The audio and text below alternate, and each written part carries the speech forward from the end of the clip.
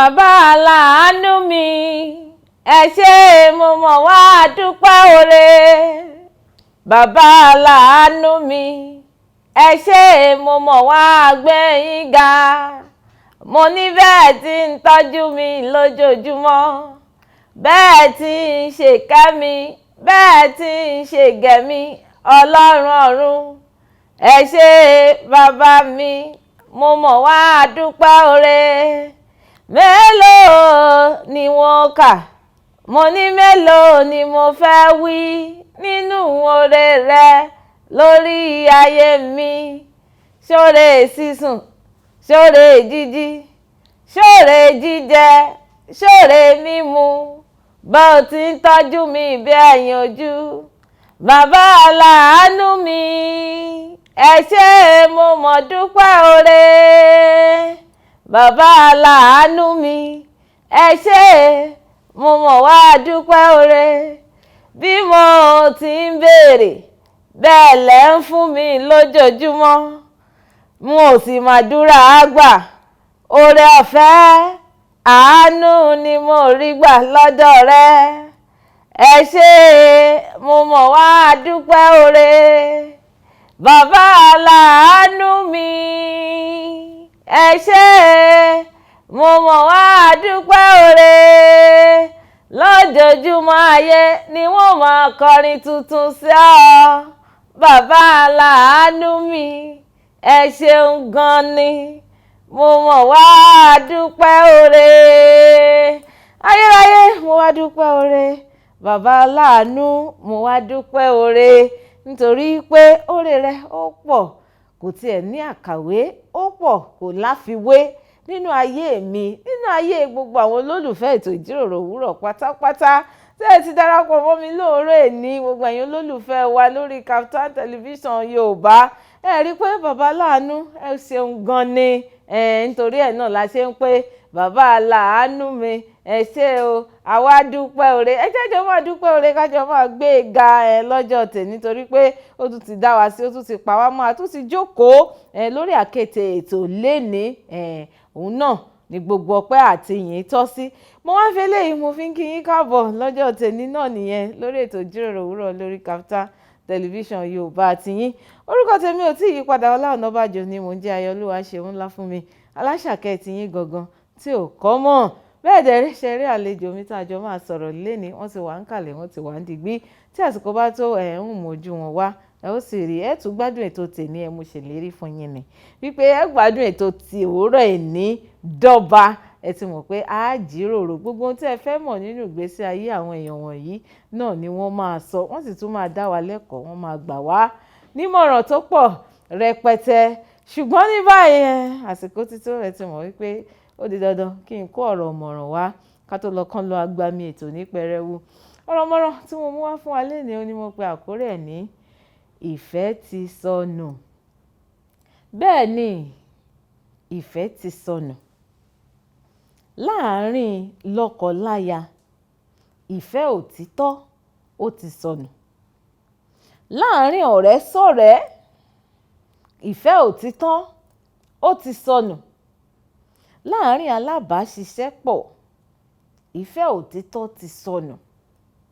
Alábàágbé ńkọ́, ìfẹ́ òtítọ́ ti sọnù.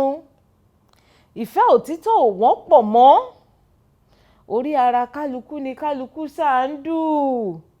Ó máa gbá àfẹ̀mí, àfẹ̀mí, àfẹ̀mí, àfẹ̀mí. Kí ló dé tá a jẹ́ kí ìfẹ́ sọnù? Nínú ayé àwọn bàbá wa nígbà ayé wọn, ìfẹ́ ò sọnù. Àwọn bàbá wa láyé ìgbà yẹn, ẹ máa gbọ́ tí wọ́n máa sọ pé mo lè torí ọ̀rẹ́ mi kú, mo lè torí ọ̀rẹ́ mi gbààwẹ̀. Ṣùgbọ́n láyé ìsìn, kò sẹ́ni fẹ́ torí ọ̀rẹ́ rẹ̀ gbààwẹ̀ mọ́, kò sẹ́ni fẹ́ torí ọ̀rẹ́ rẹ̀ kú mọ́. Àwọn bàbá wa wọ́n á pé mo lè fi ẹ̀mí mi lélẹ̀ fún ọ̀rẹ́ mi. Ṣùgbọ́n láyé ìsìn, bí ọ̀rẹ́ gan ò bá ṣàfira, ẹ tún jẹ́ mọ́ ayé, ẹ jẹ́ mọ́ ayé tiyín, ẹ tún fi ẹ̀mí tiẹ̀ gan, ẹ fi ṣe nǹkan fún ara tiyín. Ìfẹ́ òtítọ́ ti sọnù. kí ló dé? Àwọn ìbéèrè yìí ni mò ń béèrè wípé ọ̀nà wo la gbà kùnà nípa ọ̀rọ̀ ìfẹ́ tá à ń sọ yìí. Kò kú sí tó le tó pọ̀ ju pé ká padà sí ìfẹ́ ti àtẹ̀yìnwá lọ. Ìfẹ́ tí àwọn bàbá wa ń lò, kí ló dé fà á? Wọn ò nífẹ̀ẹ́ owó láfẹ̀ẹ́jù, wọn ò nífẹ̀ẹ́ ayé láfẹ̀ẹ́jù, wọn ò nífẹ̀ẹ́ ara wọn gan láfẹ̀ẹ́jù. Àfẹ̀mí èmi nìkan náà nìkan máa rí o. Gbogbo bóyá ibi tí wọ́n ti ń ṣiṣẹ́ ni èmi bọ́ bá ní ọmọ làkejì ẹ̀ tí ẹ̀ ṣe nǹkan rere, ìbànújẹ́ máa dé bá ẹni. Kí ló dé? Ẹ jọ̀ọ́ gbogbo ìfẹ́ tó ti sọnù nínú àwùjọ tá a wà yìí, ẹ jẹ́ ká wá rí. Ẹ jẹ́ ká padà sí ìfẹ́ ti ìgbà ìwáṣẹ̀, ìfẹ́ ti àwọn bàbá wa tó múnádóko. Ẹ jẹ́ ká ní ìfẹ́. Ọ̀rọ̀ ìfẹ́ yìí bí mo ti máa ń sọ kò ń ṣe ọ̀rọ̀ kan tá a lè sọ tán lórí ìjókòó kan. Ṣùgbọ́n gbogbo wa la mọ̀ túmọ̀ ìfẹ́. Gbogbo wa la mọ̀ bá a bá fẹ́ nìkan dénú tàbí tá a bá fẹ́ dénú. Láàárín lọ́kọ-láya gan, ìfẹ́ òtítọ́ ti sọnù. Ọkọ ò gbèrò oore ro ìyàwó, ìyàwó ò gbèrò oore rọkọ. Nígbà tí ò tiẹ̀ sífẹ̀ẹ́ láti inú ilé, kí la wá ń wí sí ìfẹ́ tìta? Ẹ dákun, ẹ jẹ́ ká mọ̀ ṣe àwárí ara wa. Ẹ jẹ́ ká máa ní ìfẹ́ tó múnádóko, ìfẹ́ tó yè kooro, ìfẹ́ tó dódò okùn. Kì í ṣe ìfẹ́ orí ahọ́n, kì í sì ṣe ìfẹ́ ojú. Wọ́n mọ̀ pé àwọn orí ìwà kù. Ẹ dákun, kẹ́ni sóun nìkan gan ni, kí ni í ṣe? Ẹ jọ̀ọ́ gbogbo ibi tẹ́ ẹ ti ń wò mí, tẹ́ ẹ ti ń gbọ́ mi lóòrọ̀ ẹ̀ní, ẹ jẹ́ ká ṣe àwọn àwárí ìfẹ́ tó ti sọnù ní àwùjọ wọ̀nyí, ká sì rí i dájú pé àwa gangan á ṣe ipa tiwa láti nífẹ̀ẹ́ ọmọlàkejì wa gẹ́gẹ́ bí ara wa. Ètò ìjíròrò òwúrọ̀ ṣì ń tẹ̀síwájú lórí Kaftan Television Yorùbá tiyín. Ẹ jẹ́ kí n dé òkè lọ́hùn kí n lè fi ẹsẹ̀ rajó díẹ̀. Nígbà tí màá bá fi padà dé, èmi àti àlejò mi la jọ máa dé. Ẹ kú kalẹ̀, ẹ má ì tí ì lọ síbi kankan, à ń padà bọ̀.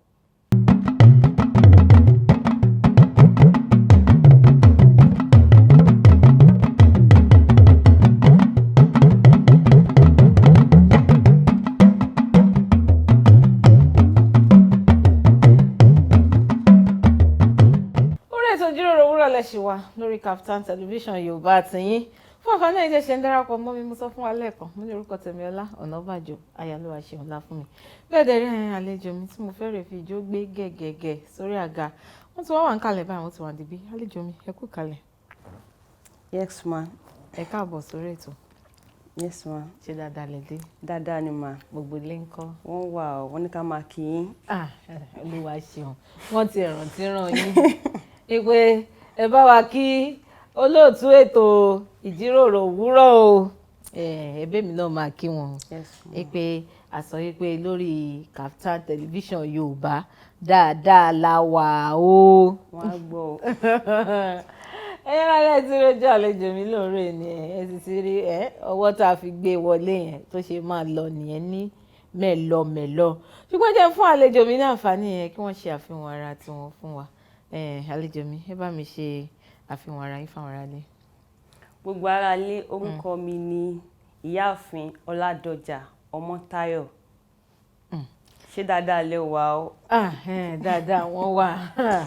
Ìyáàfin Ọládọjà Ọmọ́táyọ̀, ṣé ní orúkọ kan tí gbogbo ayé mọ̀ yín síta máa ń pè yín yàtọ̀ sí orúkọ méjì yẹn, àbí Ọládọjà Ọmọ́táyọ̀ náà làwọn èèyàn mọ̀ yín sí tí wọ́n máa ń pè yín dáadáa?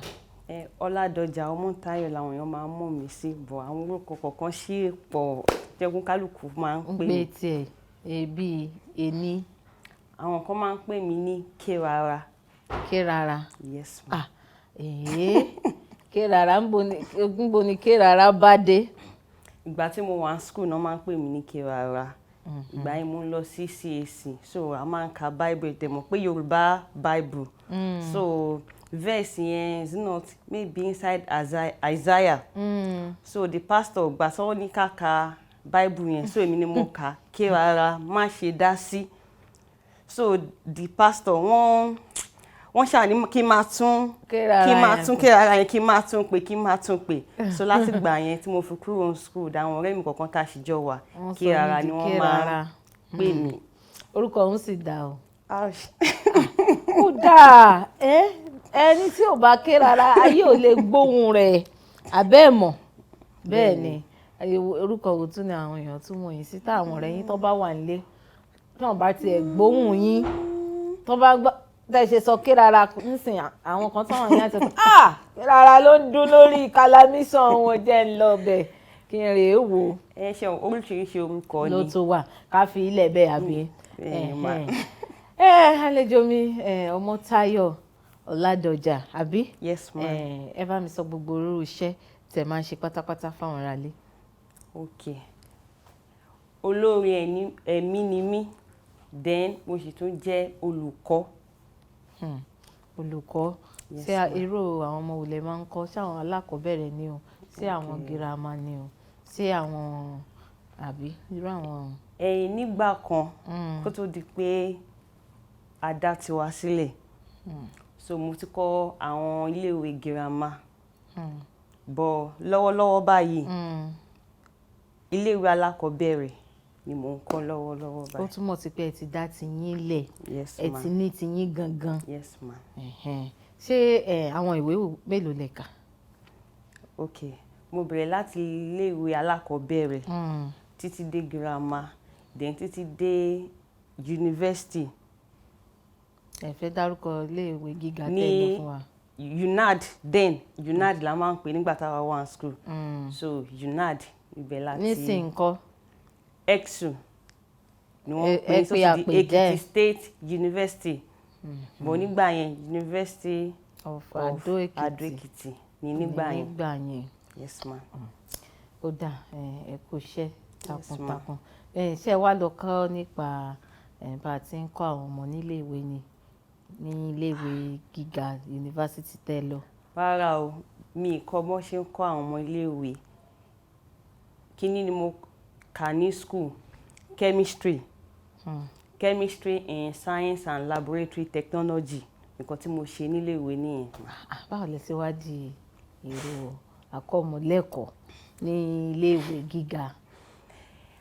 well number one mi lè sọ pé mi kọ́ but kí n sọ pé bí orílẹ̀-èdè wa ṣe rí so ìgbà tí mo jáde ní school gbà yẹn kò síṣẹ́ so iṣẹ́ tó wà ní Nàìjíríà for let me say even for now teaching ló pọ̀ jù ká ṣàkọ́mọ ká kọ́mọ kó lọ private school ká kọ́mọ so ibẹ̀ yẹn ni mo ti nífẹ̀ẹ́ sí láti máa kọ́ àwọn ọmọ so nǹkan tó wá fún èmi náà ní tó fún mi ní ìgboyà pé ok èmi náà lè ṣe kíní yìí pé ok láti bẹ̀rẹ̀ ti tèmi náà ní kékeré mo dẹ̀ gbàdúrà kó máa di ńlá lórúkọ Jésù. àmín Jésù yóò di ńlá. àmín àmín. bí èèyàn bá bẹ̀rẹ̀ nǹkan náà níbi kan náà ni àwọn bá mi ò pé ẹ̀sùn tètè báyìí òun ló máa ń di odò yóò di ńlá lágbára Ọlọ́run. mò ń bọ̀ ní mi tí ì dé ẹ kọ́kọ́ sọ nǹkan kan gbà tẹ́dí ẹ ní olórin ẹ̀mí nìyí ẹ tún wá ní ẹ̀yin olùkọ́ ni ẹ̀ ń kọ́ àwọn ọmọ ìyẹn ló tiẹ̀ kọ́kọ́ wá sáré káàṣì mi máa pa olórin ẹ̀mí títún kọ́ àwọn ọmọ òun ló jẹ́ ń sáré lọ sí àdúgbò ibi ètò ẹ̀kọ́ a sì máa padà síbi ọ̀rọ̀ ètò ẹ̀kọ́ yẹn torí ẹ máa sọ àwọn nǹkan tó dàbí àdójúkọ tẹ́ ẹ bá pàdé láti ní tiyín ẹ máa sọ fún wa ká tó kúrò lórí ètò torí ọ̀pọ̀lọpọ̀ ló wà létọ́ dàbí tí ì báyìí táwọn náà ń gbèrò pé àwọn náà fẹ́ ní wọ́n fẹ́ dá ilé ìwé sílẹ̀ ṣe girama o ìṣe alákọ̀ọ́bẹ̀rẹ̀ o ìṣe eléyìí ṣe tọ̀hún ṣùgbọ́n ẹni ẹ tún ń ṣiṣẹ́ orin ẹ̀mí ó ti tó ìgbà wo tẹ́ ti wà nídìí iṣẹ́ orin ẹ̀mí.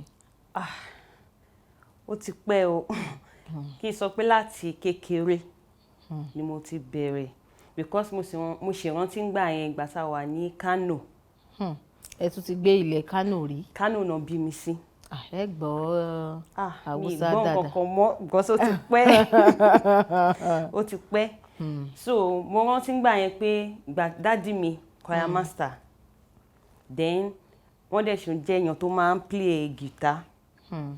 So ìyá mi náà choir mistress ni wọ́n. So ìgbà tí mo ṣì wà bí i 5 years mo mọ̀ pé mo rántí pé mi ni mo kéré jù láàrin àwọn choir yẹn. Choir tí ìyá mi wà tó jẹ́ pé àwọn àgbàlagbà ló wà níbẹ̀, mo ṣì rántí gbà yẹn pé mi ni mo kéré jù ní inú wọn. So láti gbà yẹn náà dẹ̀ ni mo ti nífẹ̀ẹ́ sí pé kí n máa kọrin àti anybody tó bá ti ń kọrin mo kò ṣáà like orin yẹn ṣáà láti kékeré títí tó dẹ̀ fi di òní. Ẹ mú sùúrù, bẹ́ẹ̀ bá béèrè lọ́wọ́ gbogbo àwọn olórin ẹ̀mí, ẹ dákun ìgbà wo lẹ ti ń kọrin. Ẹlòmíì ò fẹ́ máa pé tóun bá jupá nínú ikùn mọ́ mi orin ni òun kọ́ ń gbà òun.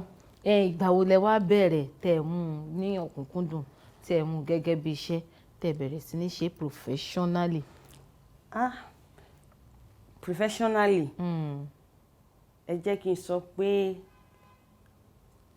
last year ọdún tó kọjá, because ọdún tó kọjá yẹn ni mo release first single. Ẹ̀yin tí ẹ sọ dáadáa, bẹ́ẹ̀ bá béèrè lọ́wọ́ àwọn olórin ẹ̀mí bá náà ìgbà wo ni ẹ ti bẹ̀rẹ̀ sí ní kọrin professionally, yóò pé ọdún 15. Bó bá ní àwo orin tó gbé jáde dà, yóò pé last year ni mo gbé jáde. Last year lẹ́yìn bẹ̀rẹ̀ iṣẹ́ yìí, so dàbí pé ti wà nídìí iṣẹ́ ká pé bí ọdún kan sẹ́yìn. Single mélòó lẹ ti wá ní àbẹ́ ti ṣe odidi album? No, single ẹyọ kan náà ni mo ti ní. Lẹ tí ní kí lẹ pè àkórí ẹ̀? Àṣẹ̀dá. Àṣẹ̀dá. Yes, ma'am. Ìdí àṣẹ̀dá yẹn láti máa bẹ̀rẹ̀ tá a bá padà dé. A fẹ́ lọ dé òkè lọ́hùn náà ká fi ẹsẹ̀ rajó díẹ̀. Ìdí single àṣẹ̀dá yẹn tó bí àṣẹ̀dá, iṣẹ́ orin láti bí ọdún kan tẹ́ ẹ ti wà ń díẹ̀, kí ni àwọn ìrírí yín, kí ni ẹ nífẹ̀ẹ́ sí tẹ́ ẹ fi mú lọ́kùnkúndùn, gbogbo ẹ̀ la máa sọ nígbà bá padà dé. Ṣùgbọ́n ká tó lọ, a fẹ́ lọ wo fídíò orin kan lé, a fẹ́ fi ẹsẹ̀ rajó, a sì tún fẹ́ kẹ́yìn gan kẹ́ ẹ fi sinmi díẹ̀. Fídíò orin wo lẹ fẹ́ ká lọ wò? Ìkan tẹ́ ẹ bá nífẹ̀ẹ́ sí nínú gbogbo orin tó pọ̀ jáǹtìrẹrẹ nínú ilé ayé tá a wà yìí. Ẹ má jẹ́ kí n lọ jìnnà. Ẹ mọ́ lọ jìnnà. Fídíò Ọpẹ́ Gold. Ọpẹ́ Gold. Ìpè mi. Ìpè mi. Yes, ma'am. Ó dáa, àlejò mi wọ́n ní ká lọ wo Ìpè mi láti ọwọ́ àlejò, láti ọwọ́ ọ̀kan gbòógì lára àwọn olórin ẹ̀mí ilẹ̀ tá a wà yìí, Ọpẹ́ Gold. Ìpè mi àbí bẹ́ẹ̀ kọ́ lẹ pé? Ẹ jẹ́ ká rí wo Ìpè mi tá a bá padà dé. A máa wá tẹ̀síwájú nínú ọ̀rọ̀ tá à ń sọ. Ẹ kú kalẹ̀, má ti lọ síbi kankan, á padà bọ̀.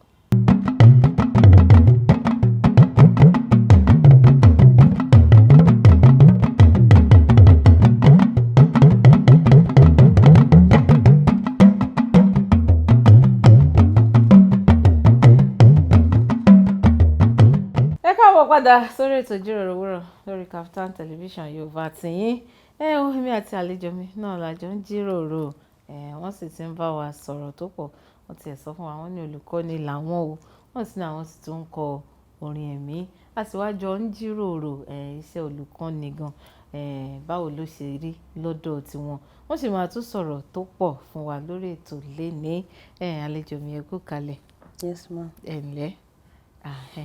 Ṣé ẹ mọ̀ pé ní Kaftan television Yorùbá, ó ti dàbí àlejò mi kan tó wá lọ́jọ́ kan ní bẹ́ẹ̀ bá ti jókòó báyìí, àǹtí Ọlá ṣàmọ́ sọ pé ẹ ṣàmú nǹkan ni.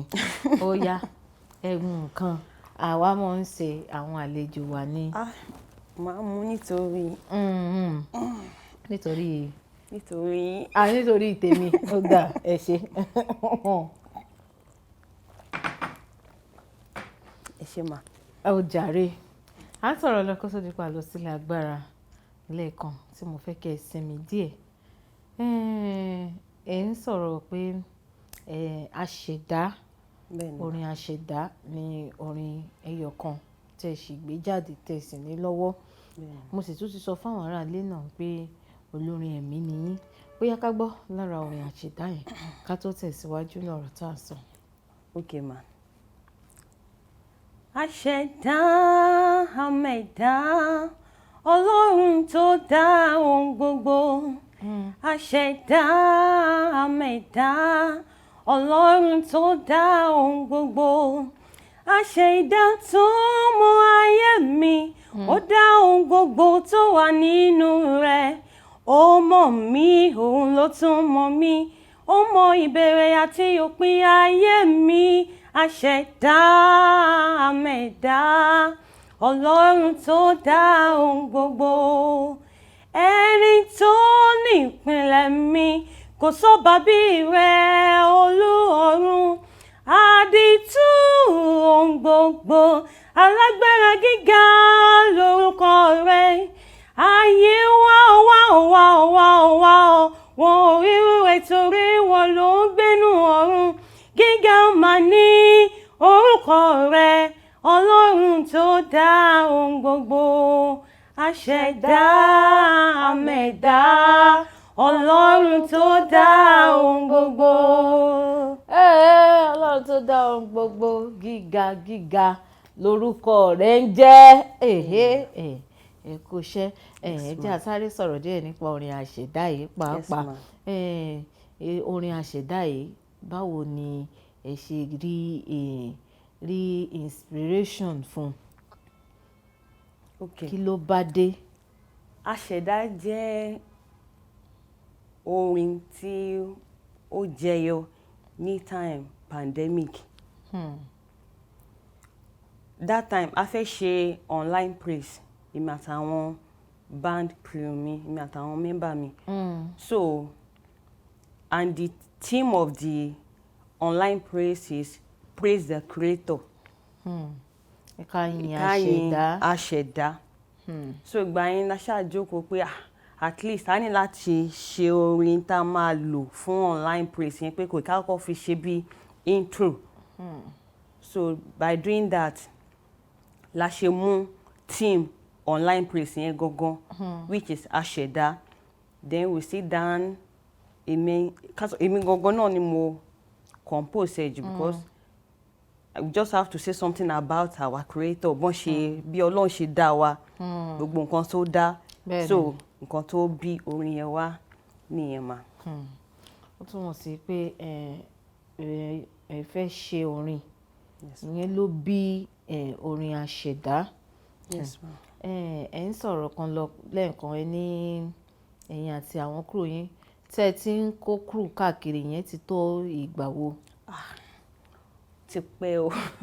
Let me say 2014.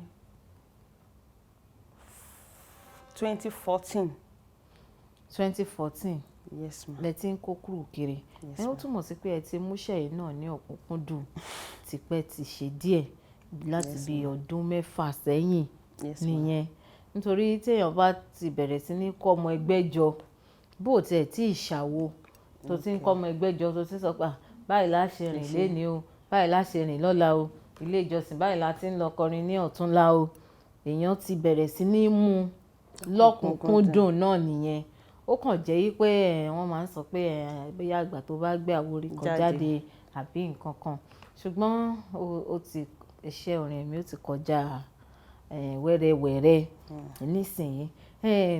Èmi á wá sọ pé láti bí ọdún 6 sẹ́yìn tí ẹ ti wà nídìí iṣẹ́ orin ẹ̀mí yìí, kí lẹ ṣe ń mójútó iṣẹ́ yìí tẹ́ sì tún mójútó iṣẹ́ tíṣà?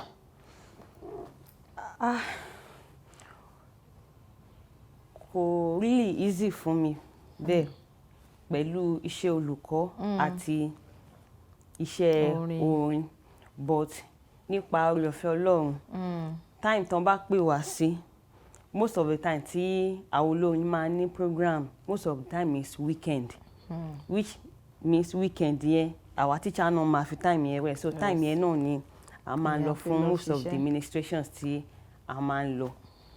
So nǹkan tó jẹ́ kó fi easy, tó fi rọrùn díẹ̀. Ó wá túmọ̀ sí pé ẹ̀yin gan ẹ̀ wá ní àsìkò ìsinmi.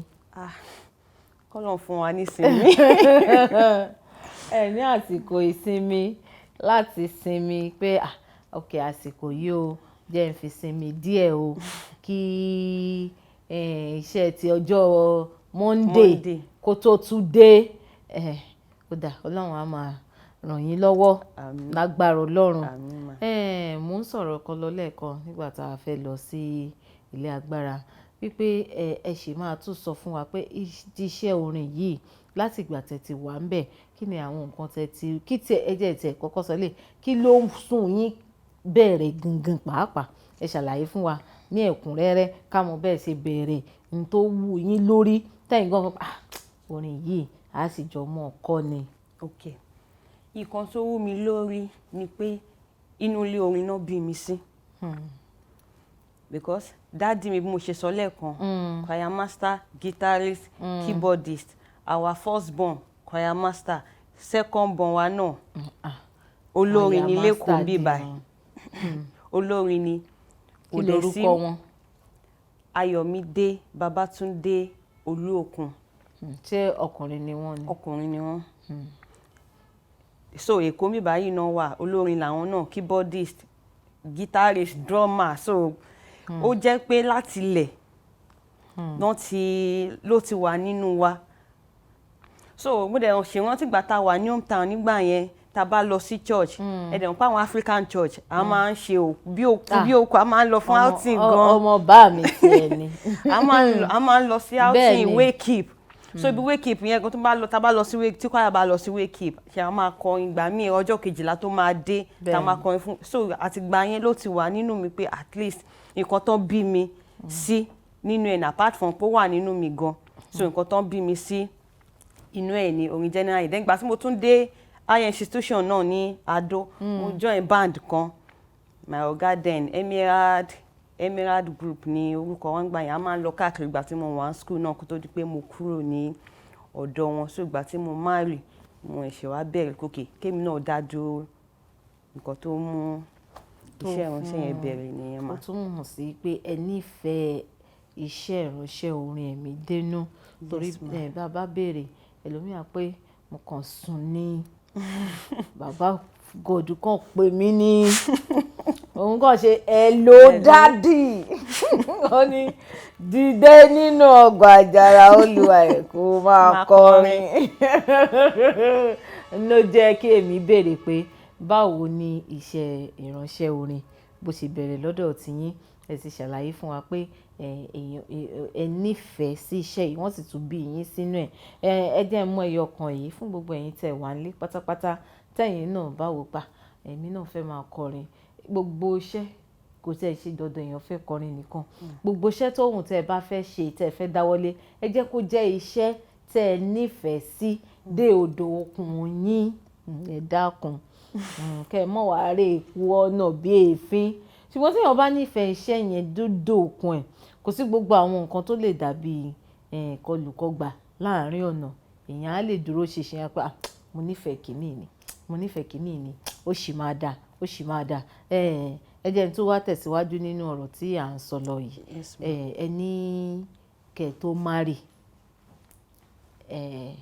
ó ti tó ọdún mélòó tẹ́ ti marry? 6 years ago ọdún mẹ́fà sẹ́yìn. ẹ ti lọ ọdún mẹ́fà nílé ọkọ bẹ́ẹ̀ ṣe rí bí ìṣísí yìí. tí àwọn aráalé gan wò pé ọmọ ló dùn tó yìí ẹ ṣáàjẹ́ àdúró ká pé nọ́mbà wọn nílé ti kún. ó dáa a máa bẹ̀rẹ̀ láti apá bíi àwọn ìbéèrè tí mo tún fẹ́ béèrè lọ síwájú afẹ́dókè lọ́n kárí fi ẹsẹ̀ rájò ẹ tún ní àǹfààní láti fún wa ní orin kan ká lọ́ọ́ fi ẹsẹ̀ rájò. Tí mo ní. ó dáa àlejò mi wọ́n ní ká lọ wo Tí mo ní ká fi ẹsẹ̀ rájò tá a bá fi máa padà dé ẹ rí i pé wọ́n gbé ohun orin kan sókè lẹ́ẹ̀kan ohun ni wọ́n máa gbé wọlé ẹ̀yin ẹ ṣáà ṣe kí ni ẹ ra wá nǹkan fìdílé fún mi kẹ́ ẹ fẹ̀yìntì ẹ kú kalẹ̀ à ń padà bọ̀.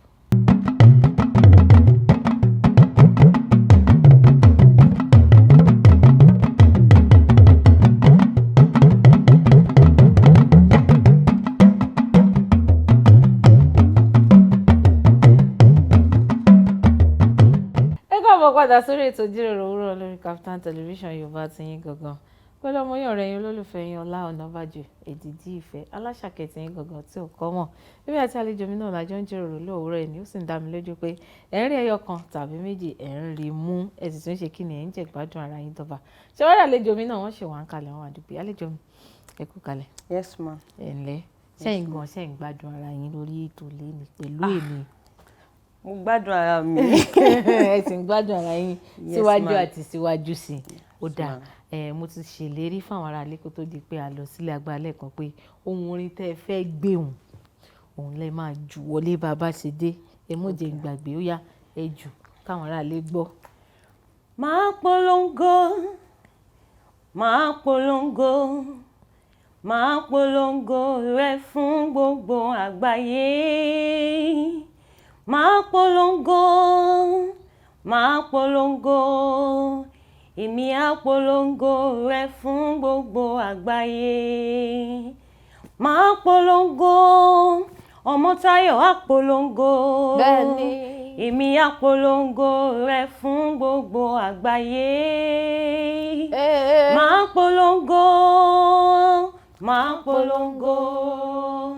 Máa polongo rẹ fún gbogbo àgbáyé. Mo ní máa polongo rẹ lówùúrọ̀.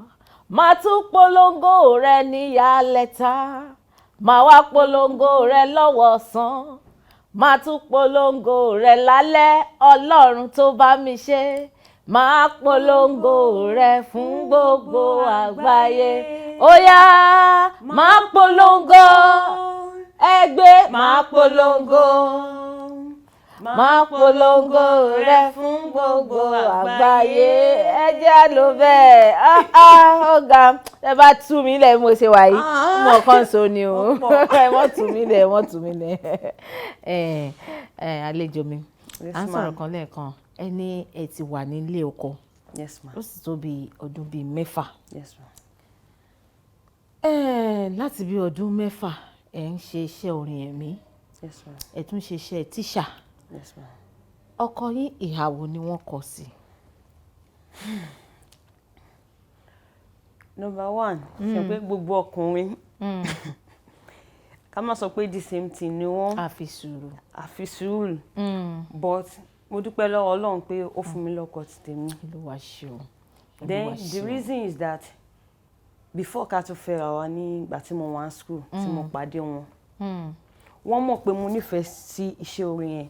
Because mo ṣe wọ́n tí ń gbà yẹn tán bá wá kí mi ní hostel. Máa fún wọn sínú ilé, máa sọ fún wọn pé mo lọ sí program, mo lọ sí rehearsal ní ministration nígbà tí mo wà ní school. So kò lè jọ́ lójú ìgbà tí mo marry tí mo sọ pé okay o, iṣẹ́ orin yìí mo fẹ́ máa ṣe. So ó ti gbà pé okay kí n tó fẹ́ nǹkan tó like. Ó dẹ̀ mọ̀ pé ibi tínú mi tún máa ń dùn jù ni pé okay ministration o, ẹ fẹ́ lọ kọrin o. So kò jẹ́ kí n ní problem pẹ̀lú ọkọ mi pẹ̀lú wọn. Tẹ́ bá wá ní ministration. Yes ma. Tẹ́ sì tún níṣẹ́ tí ilé náà sì tún wà ń bẹ̀, kí lẹ ṣe máa wá ń ṣe?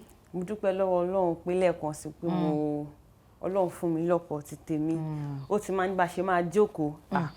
Nǹkan mẹ́ta ló fẹ́ ṣe lénìí o. Bí wàá ṣe ṣe, bí wàá ṣe ṣe, bí wàá ṣe ṣe lélẹ̀. Àwọn ni wọ́n máa bá yín sọ pé ṣe máa ṣe. Àwọn lọ́jọ́ máa ń ṣe tó jẹ́ kó máa fi lè convenient. Ẹsẹ̀ ohun ò bá mi tẹ wà nílé o. Akíyín o. Ẹ dàbí bá mi Ọláyẹmí náà.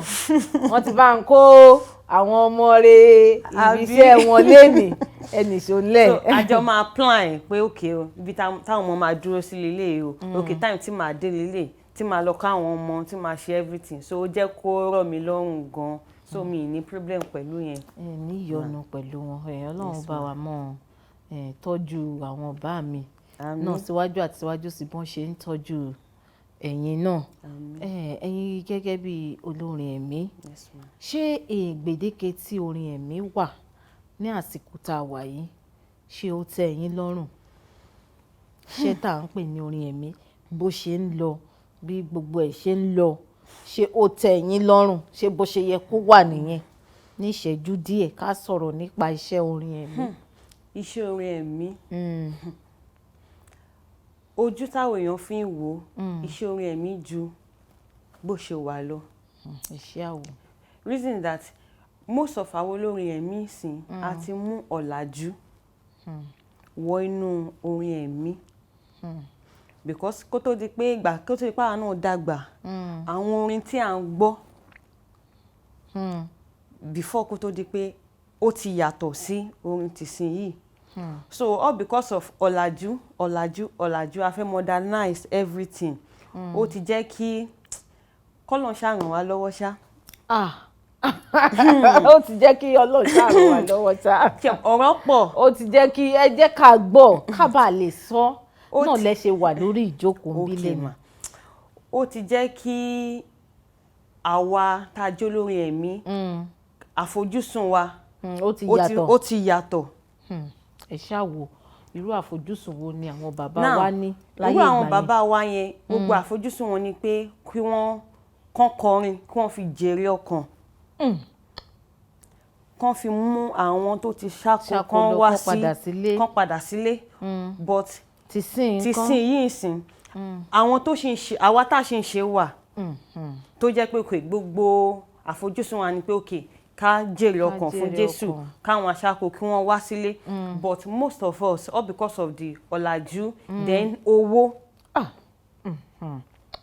yes owó tún ti jẹ́ kí orin ẹ̀mí náà sára àwọn akọrin kan number one wọn kálukú náà ló ní báwo ṣe fẹ́ sọ o ẹ̀sọ́ bá kan ló ní àwọn challenges kọ̀ọ̀kan tó jẹ́ kí wọ́n ti wò pé okay o now sì mo lè fẹ́ bí mo fẹ́ ṣe concert or the church want to a fẹ́ invite a fẹ́ pe olórin kó wá bá wa kọrin wọ́n máa kọ́kọ́ name price wọn but wọ́n bá name there is not kò sí nǹkan tó burú ńbẹ̀ because èmi náà lè ṣe because mo ti ní some experience with some churches God bless you God bless ó pọ̀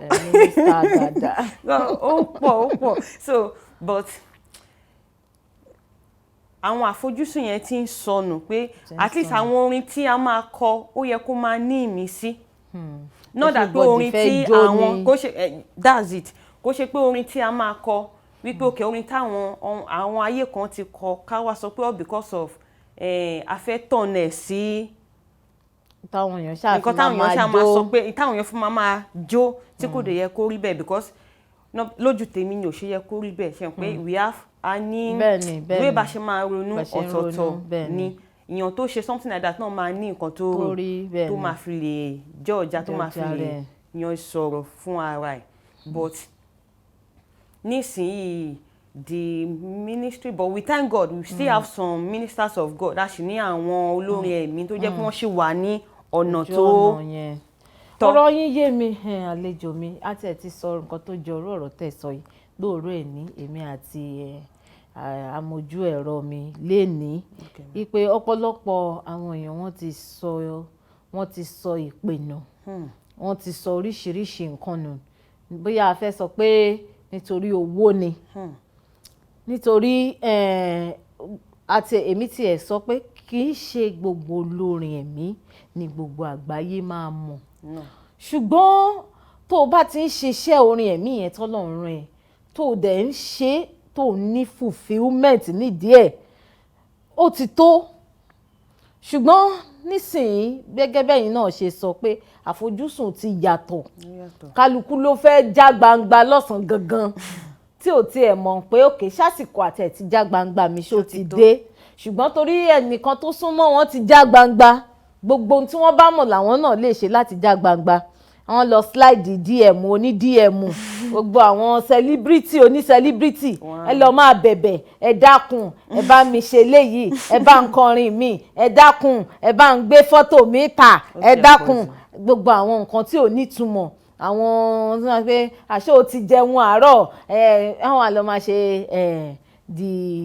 the man is nice àbí the lady is nice fún àwọn tí wọ́n ti ẹ̀ mọ̀ yín rí àfojúsùn ti yàtọ̀ kálukú fẹ́ já gbangba níbi tó yẹ kó o ti wà kó o ti máa wojú Olúwa mi sọ pé kéèyàn má gbé iṣẹ́ ẹ̀ síta ṣùgbọ́n tí ó bá ti ń di oní àpọ̀jù kò dáa pé àwọn ibi tí ò yẹ kẹ́ ẹ lọ tọ́jú bọ̀ bẹ́ẹ̀ nìyẹn ṣe sọ nìyẹn láàárọ̀ pé gbogbo nǹkan tí ò yẹ kó tọ́jú bọ̀ náà ni wọ́n á lọ máa tọ́jú bọ̀ nítorí a fẹ́ já gbangba àsìkò mi ń sáré ọ̀rọ̀ dẹ̀pọ̀ tá a fẹ́ sọ ẹ jẹ́ ń sáré sọ eléyìí kí lẹ rí níṣẹ́jú kan tẹ̀yin fi wá bẹ̀rẹ̀ tẹ̀ fi wò pé kẹ́ ẹ dá iléèwé sílẹ̀. Number one, nǹkan tó mú mi èmi àtọkọ mi because ọkọ mi at least ó ti ń ṣiṣẹ́ olùkọ́ ńsìn ó ti tó bí 8-9 years tó jẹ́ pé ó jẹ́ nǹkan gbòógì nídìí ẹ̀ wọ́n sì tún kẹ́kọ̀ọ́ gboyè nídìí ẹ̀. so nǹkan tó tún then ìgbà tí mi náà jáde school nǹkan tí mo kọ́kọ́ jáde sí ni teaching yẹn so tó jẹ́ pé ìgbà tí mo bá délé gan ìgbà tí mo kọ́ bẹ̀rẹ̀ iṣẹ́ teaching pé màá máa sọ fọ́kàn pé mi mọ̀ pé teaching dùn tó eléyìí o tí mi bá ráwọn ọmọ yẹn màá máa mix wọn pé okay weekend màá máa mix àwọn ọmọ yẹn so nǹkan tó prompt mi láti wò pé okay at least little opportunity tàrí káwa náà fi bẹ̀rẹ̀ pé then láti build life àwọn ọmọ yẹn because I can see the education in Nigeria is not kò wúyàn lórí so nǹkan tó jẹ́ káwa náà bẹ̀rẹ̀ ni pé at least láti impart knowledge sí àwọn ọmọ yẹn. sáwọn ọmọ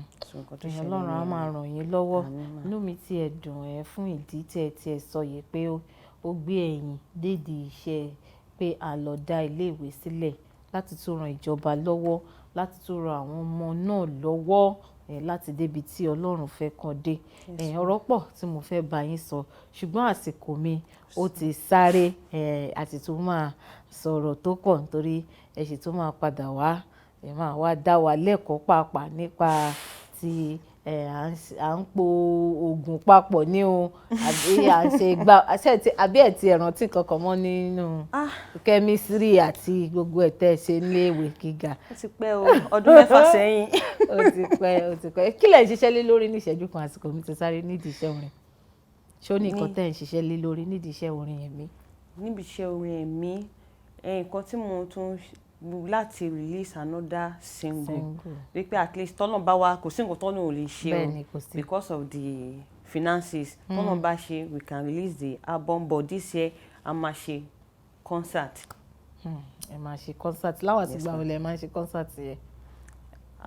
ó máa tó ìparí ọdún àbí. ó máa fẹ́ tó ìparí ọdún because the first one tá a ṣe is not March ni the first one tí mo kọ́kọ́ ṣe but this one will be ó máa jẹ́ time ìparí ọdún yẹn ló máa fẹ́ bọ́ sí ma.